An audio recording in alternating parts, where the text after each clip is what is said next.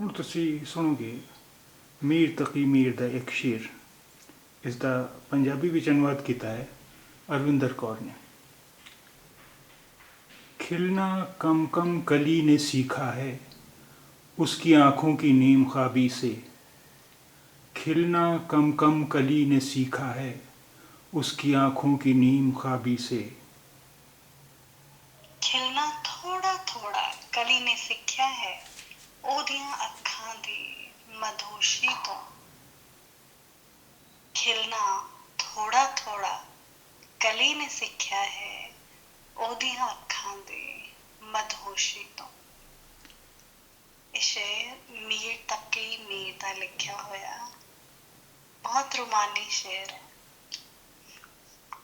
खिलना कम कम कली ने सीखा है उसकी आँखों की नीम ख्वाबी से। खिलना कम कम कली ने सीखा है उसकी आँखों की नीम ख्वाबी से।